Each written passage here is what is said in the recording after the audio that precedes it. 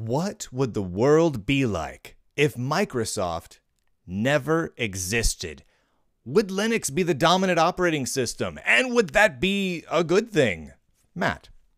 I love a good hypothetical alternate reality computing question, Matt.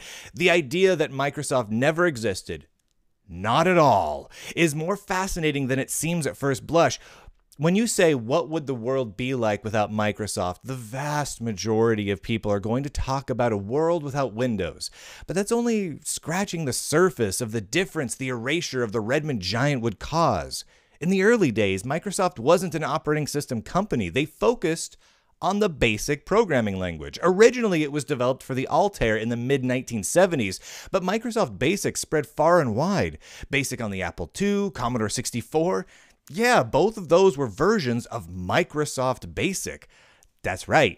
If you're a diehard Apple or Commodore user from way back when, you were using Microsoft stuff whether you knew it or not. Even the TRS-80, Atari, Amiga dialects of BASIC were all forms of Microsoft BASIC. Sure, other BASIC dialects existed, but not in the widespread way that Microsoft achieved. It could be argued that significant advancements in the adoption of early personal computers is thanks, at least in large part, to Microsoft and their BASIC. It was one of the key pieces of software of one of the first popular home computers, the Altair. And let's be honest, could you imagine a Commodore 64 or an Apple II without 10, print hello world, 20, go to 10? Flashing forward a bit, we get to DOS.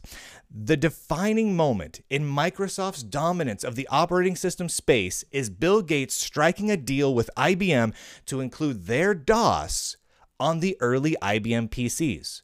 From that point onward, MS-DOS was a juggernaut. It was a friggin' juggernaut. Ironically, the other company that was trying to win that fabled IBM contract was Digital Research, led by the late Gary Kildall, with their CP/M operating system. Microsoft eventually won the deal by licensing what was in many ways a clone of CP/M written by a local programmer.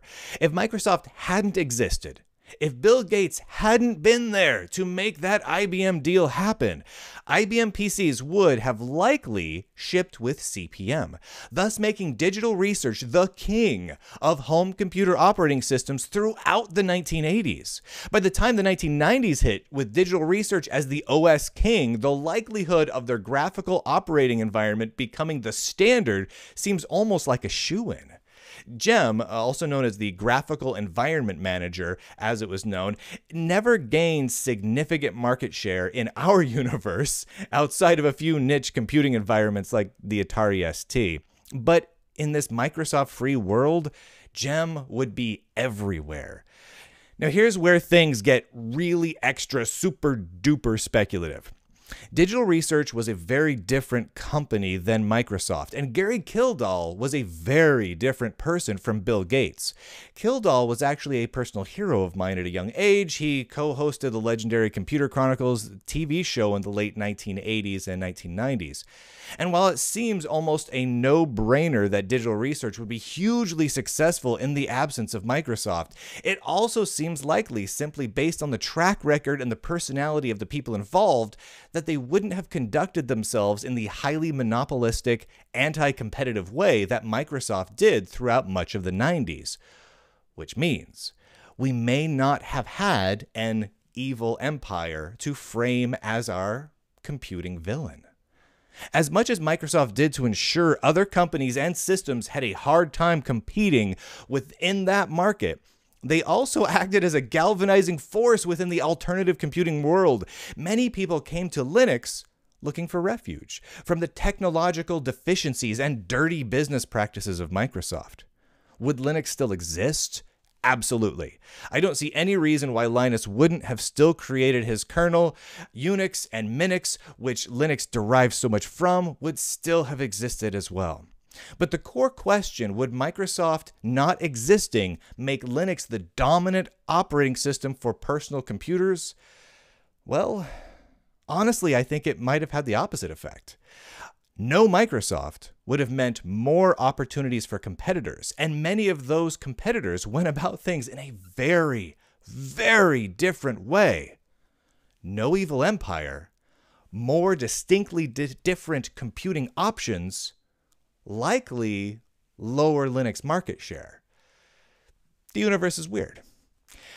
This episode of the Lunduke Show, one, is in black and white right now.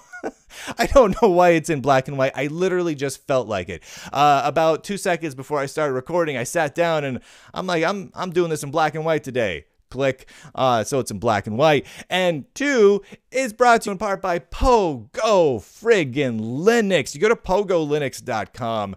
You look at their servers, their computing servers, their storage servers, and they are massive and they are beefy and they are rad. Some of the software-defined storage options they've got can just store an absolutely insane amount of data. Go check them out if you need to store a lot of data or if you just need a great personal NAS for your home. But man, they have some killer workstations too. Go pogolinux.com. They're absolutely incredible. Plus, you get to choose which Linux distro you put on those machines, which is doubly rad. As well as Lulzbot 3D printers. Look, see that? Lulzbot is in color. I'm in black and white. That's fancy. They make amazing 3D printers, and they just came out with a new tool head that you can put on their printers that gets you extra fine, little really small, fine extrusion sizes, so you can make really awesomely detailed models. Absolutely glorious looking. I can't wait to get my hands on one of those and really try it out. Find out more over at lulzbot.com. And Purism, who make Purism laptops that have hardware kill switches on them and shipped with, I kid you not, a free Software Foundation approved Linux distribution. How rad is that? Plus, they're working on the Librem 5 smartphone, which is also like the first real Linux phone, right? Like we've had Linux phones before, but this is like Linux like you and I know it in a phone with hardware kill switches. You can find out more at Purism's website, puri.sm. And if you would like to support this show, the work that I do, head on over to patreon.com/Brian Lunduke. What's cool about that, you can read the article from today. That's right, I was just reading an article to you. I wrote an article, and then I read an article. As well as you can ask questions to get included in the future episodes. That's pretty cool. You can make suggestions. You can take part in the community. It's absolutely fantastic. There's over 1,000 people over there in Patreon that help make this show a reality, that keep the lights on. Apparently, they don't pay enough to keep the color going, but I'm just kidding. And as well as you can get the MP3 podcast version of the show. There's an RSS feed for that. There's a MP4 downloads version of the show. So if you just want to grab the MP4 file, throw it on whatever device you want, free of DRM, go over, support the show. You get all the extra goodies and whatnot. And that's it for today. Or actually, there's going to be more shows later today, but if you're watching just this video standalone, let's say that's it for this video. And well, I'll see you when you watch the next one.